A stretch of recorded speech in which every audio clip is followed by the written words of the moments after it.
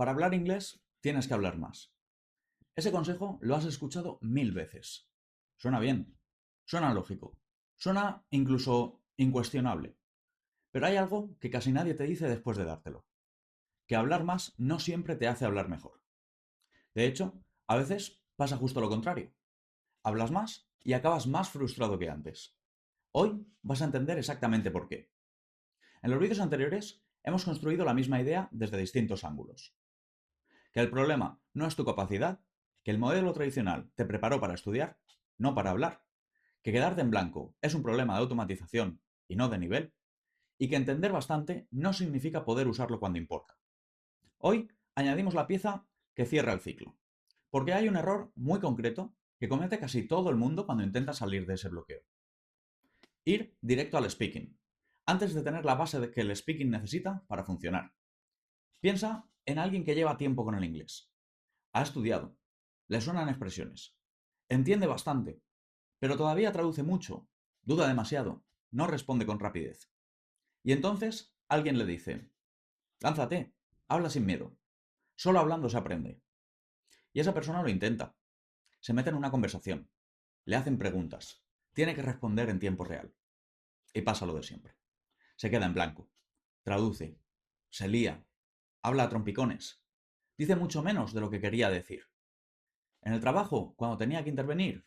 En un viaje, donde alguien esperaba su respuesta y al acabar piensa, ¿ves? Es que yo no valgo para esto.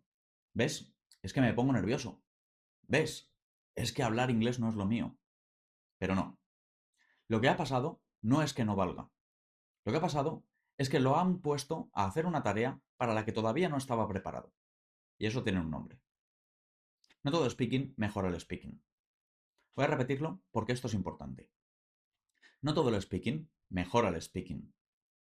Hay práctica oral que te ayuda a automatizar, ganar soltura y construir confianza real. Y hay práctica oral que, si llega demasiado pronto, te hace sentir lento, torpe y atrapado dentro del español. ¿Por qué?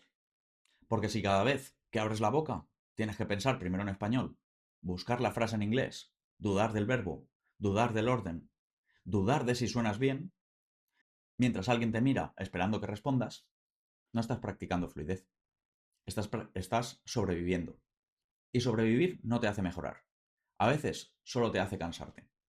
Y aquí viene algo que a mucha gente no le gusta escuchar.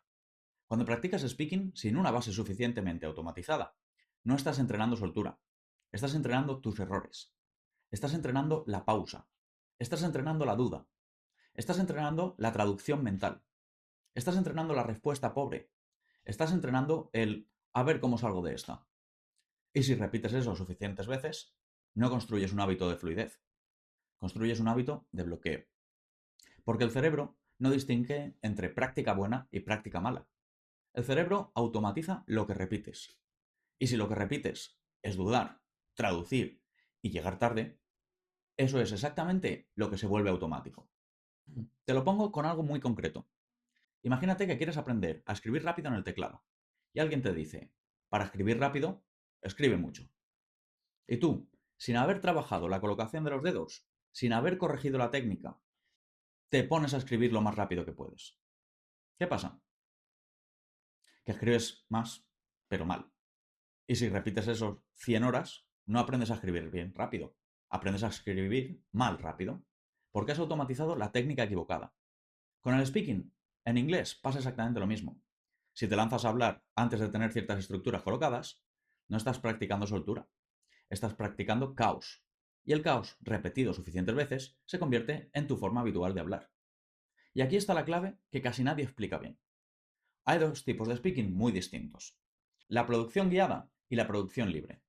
La producción guiada es cuando trabajas en estructuras frecuentes, respuestas simples, preguntas comunes, bloques que luego vas a reutilizar. Es cuando tu oído y tu boca empiezan a coordinarse dentro de un marco que ya conoces. La producción libre es cuando te lanzas a conversar de cualquier tema, improvisando, construyendo desde cero, reaccionando sin red. Las dos son necesarias, pero tienen un orden. Producción guiada primero, producción libre después. Y saltarte ese orden es el error más común que comete la gente que quiere hablar inglés. Y por eso Hay personas que llevan años yendo a clases de conversación y siguen sintiéndose igual de bloqueadas. Tiene todo el sentido. Porque si en esas clases el tiempo se pasaba improvisando sin suficiente automatización previa, lo normal es que hablaras como podías, no como realmente podrías llegar a hablar. Y hay una diferencia enorme entre las dos cosas. Puedes pasar cientos de horas hablando con pausas, con traducción, con inseguridad, y avanzar mucho menos de lo que crees. O puedes hacer un trabajo más guiado, más enfocado, más repetitivo, y notar que el idioma empieza a colocarse de otra manera. Porque uno está atacando las raíces del problema. Y el otro solo está exponiendo síntoma una y otra vez. Y esto, cuando lo entiendes, da bastante alivio, ¿no? Porque hay gente que ha puesto un esfuerzo enorme. Ha ido a clases, ha buscado nativos con quien practicar, ha grabado vídeos hablando solo, ha hecho todo lo que le dijeron. Y la conclusión que acaba sacando es que yo no puedo, es que no se me da. No, la conclusión correcta es otra. Has estado practicando de una forma que no estabas atacando realmente el problema. No es que no puedas, es que nadie te explicó cómo entrenar bien. Así que la pregunta ya no es ¿cuánto he hablado? La pregunta es ¿qué tipo de speaking he estado entrenando? Porque no es lo mismo hablar mucho que hablar bien entrenado. Y esa diferencia lo cambia todo. Te saca de la culpa, te saca de es que yo no puedo y te mete en algo mucho más útil. ¿Estoy practicando de una forma que realmente me ayude a automatizar? Esa sí es la pregunta correcta. Si te llevas una sola idea de este vídeo, que sea esta. Hablar más no siempre te hace hablar mejor. Hablar mejor entrenado, sí. A lo mejor no te faltaba hablar más. A lo mejor te faltaba hablar mejor. Menos improvisación vacía y más producción guiada. Menos presión por sonar fluido ya y más trabajo sobre lo que permitiría llegar a ser. Porque una cosa es usar el speaking como prueba final y otra muy distinta es usarlo como herramienta de construcción. En el siguiente vídeo te voy a hablar de algo que mucha gente confunde con un defecto propio. ¿Por qué traduces mentalmente al hablar? ¿Y cómo empieza a desaparecer esa traducción cuando entrenas de otra manera? Suscríbete para no perdértelo. Y antes de irte, dime una cosa en comentarios. ¿Has sentido alguna vez que cuanto más intentabas hablar inglés, más frustrado acababas? ¿En el trabajo cuando tenías que intervenir? ¿En un viaje donde no te salía nada? ¿En clases de conversación donde sentías que sobrevivías más que hablabas? Cuéntame qué pasó y en qué situación fue. Te leo.